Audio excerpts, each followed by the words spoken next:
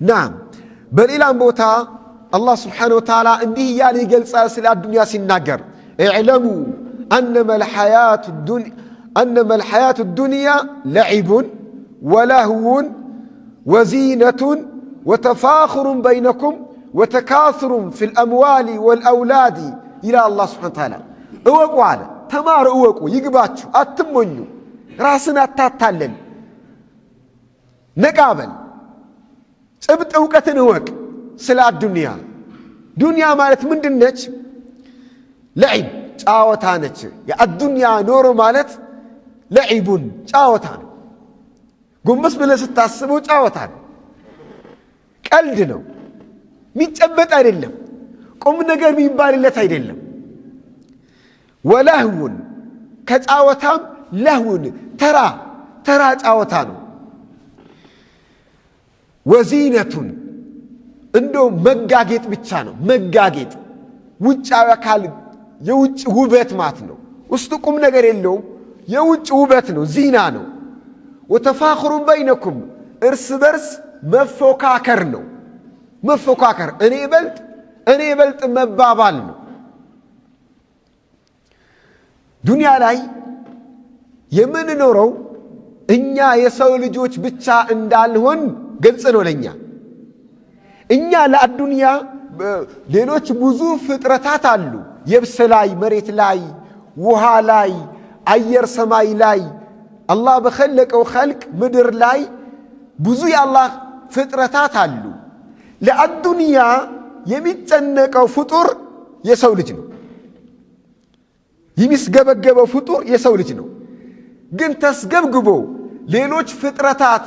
ከሚኖሩት በላይ እድሜ ይኖራል አይኖርም ተስገብግቦ ሌሎች ፍጥረታት ሳይስገበገቡ ይኖራሉ እና እንዲህ መሆናቸው ለሞት ዳርጓቸዋል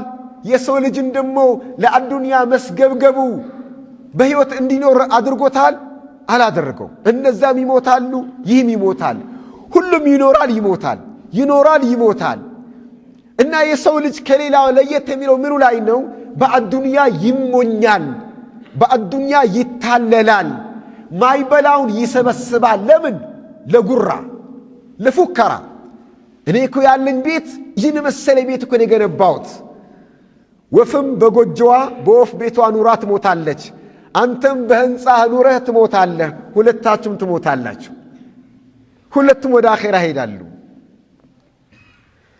ይናል መኪና አለኝ ይናል ብር ቁጥር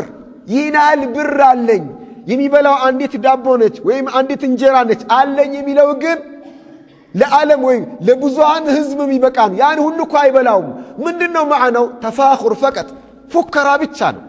አለኝ ከሚል ቃል አያልፍም እንዲህ አለኝ ይላል እንጂ ያለህን ነገር እስኪ ተጠቀምበት ሊጠቀምበት አይችልም አቅሙም ብቃቱም ችሎታውም የለውም እና ምንድነው መኖሩ ትርጉሙ ተፋኹር መኩራት ብቻ ነው እኔ በልጥ ማለት ብቻ ነው ሌላ ማዕና የለውም ይላል አላህ Subhanahu Wa Ta'ala ወተፋخሩን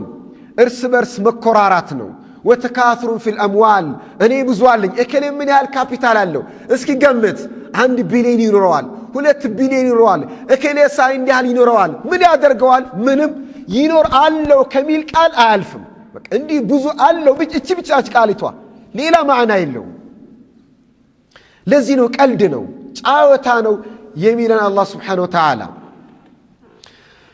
في الاموال والاولاد በገንዘብ ብዛት ትኩራራላችሁ በልጆች ብዛት ትኩራራላችሁ ይላል አላህ Subhanahu Wa Ta'ala ይልና ቀደም ያቀረበልን ምሳሌ